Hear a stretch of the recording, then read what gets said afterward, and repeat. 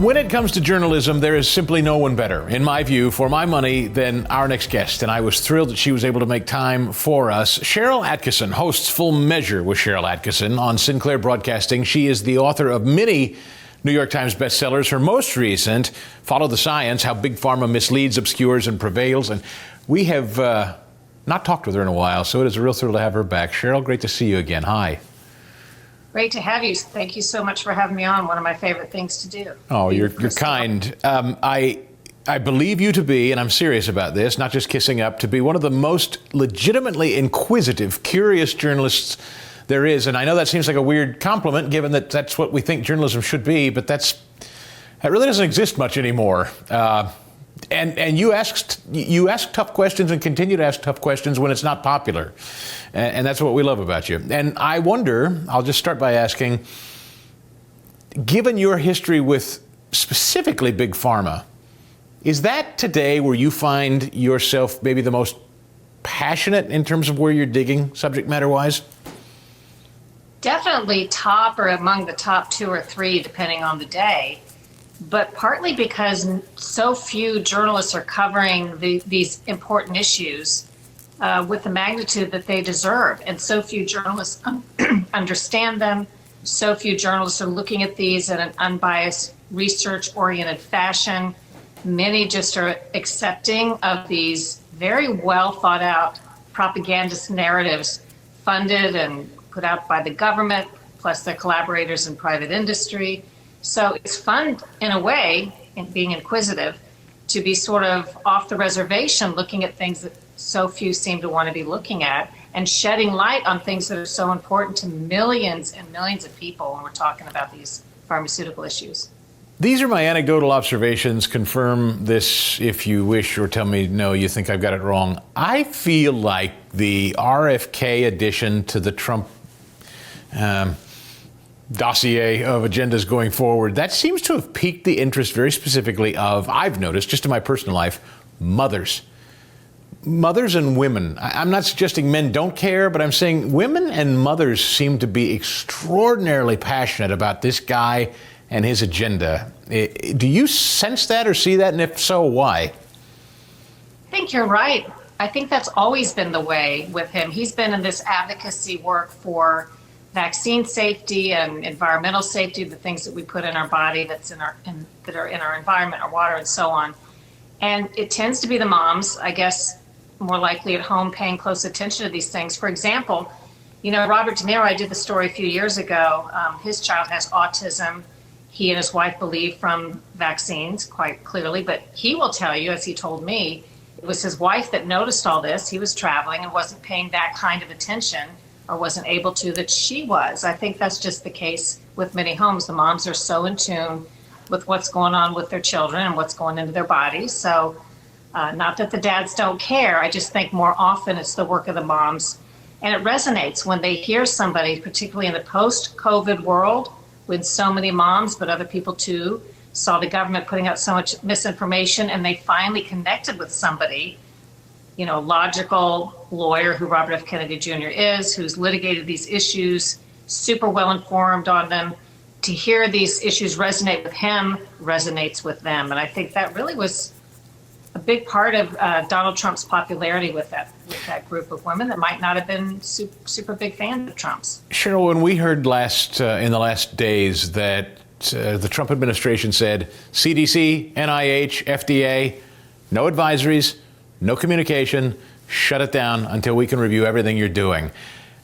My impression of that was they're wise now to something they didn't understand in their first term, which was these entities have the ability to light a brush fire of panic in the public square before the president can even really get up and get dressed in the morning. And I think maybe they're trying to head that off at the pass. Is that a possibility?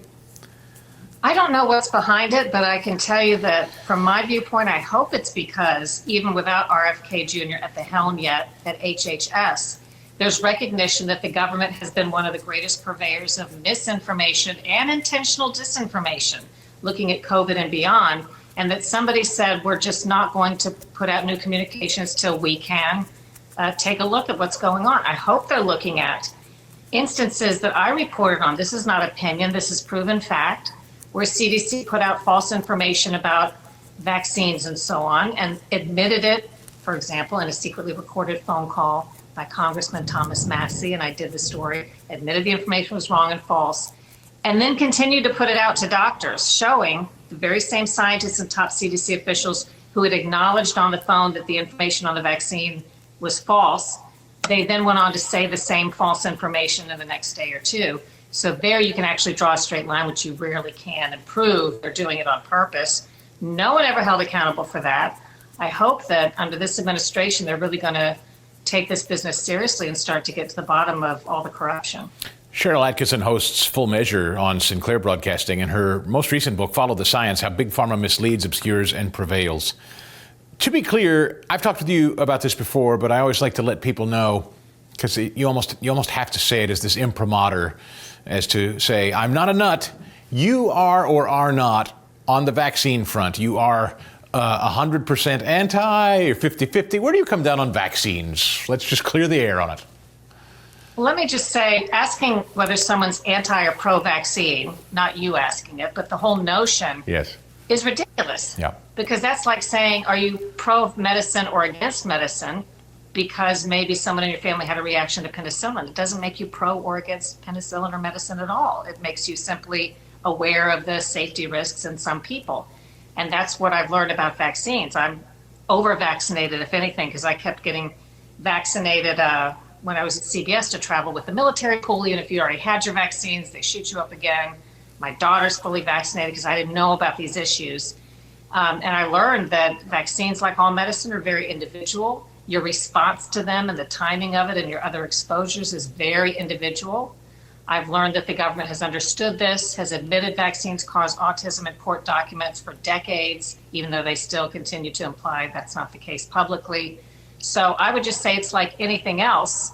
I'm not pro or against vaccines. I support vaccines to the extent they're safe, effective, and necessary for an individual. And it's a very difficult calculation to make in our current system. Do you think COVID is the tipping point for this country to start embracing lines of questioning like you've written about in your book and you've been doing for years? I think a lot of us have just sort of always kind of gone down the path. I'll speak for myself and say, and my family, a lot of them, now to my irritation, frankly, sometimes when my parents will say things like, well, whatever the doctor says.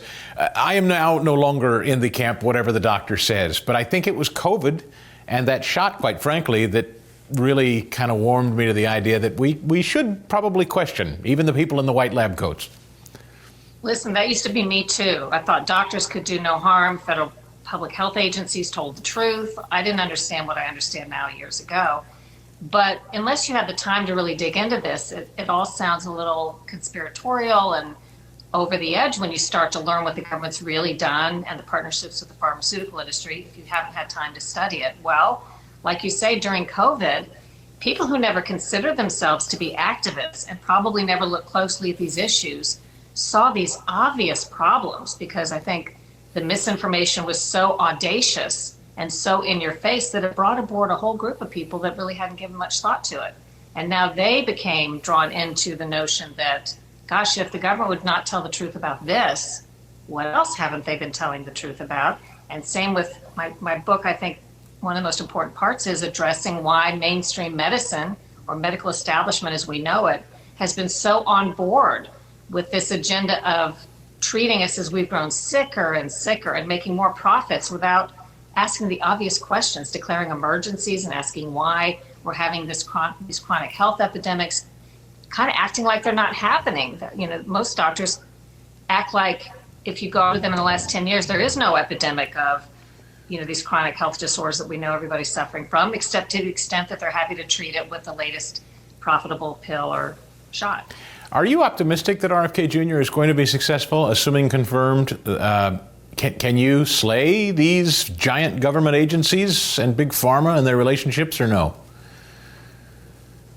I think he will have a measure of success. I have no idea how far that will go or how enduring it will be, because they will want to just hunker down if necessary for 4 years, as they've done in the past, and then come back, you know, when they have a friendlier person in charge. But I do think change is already coming soon. I predicted that just the notion of having to, for example, put warnings on our food products that have neurotoxins and cancer-causing agents in them, which many of our foods do. For whatever reason, the government allows it now. But just the notion of having to put a warning on the food will cause companies to voluntarily change their formulations, as they've already done in other countries. So I think some change will come on its own, just because for 4 years a Robert F. Kennedy will be there making some changes. So I think there will be some change. I don't know how long or enduring or how broad it will be, but I'm hopeful that this is the best chance we have to dig out some of this endemic corruption in our health system. I've got about a minute, Sharyl, and I hate to cram this into a minute, but I know one of the biggest reasons that I got to know you was the Obama administration surveilling you and your journalism. That got tied up in the Department of Justice. You never really got answers. Are you optimistic you ever will? Where does that stand today with about a minute to go? I don't think I'll get the final answers. We already know the government spied on me. We have the forensic evidence. The government's fighting the case. I can't get it through court. I have the answer and admission from one agent. One case is still going in court.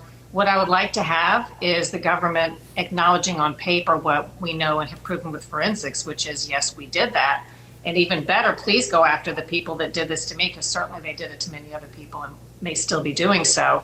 I'm just not confident all these years later that anybody's going to tell us or implicate the very people at the top who ordered these operations. I hope Pam Bondi might look into that. Maybe you can have a sit down with her. We'll advocate for that, and we'll continue to stay in touch. Sharyl Attkisson. Full Measure is the show. Please catch it on Sinclair Broadcasting. And the brand new book, newest book, Follow the Science, How Big Pharma Misleads, Obscures, and Prevails. Sharyl, it is a pleasure to catch up. Thank you so much.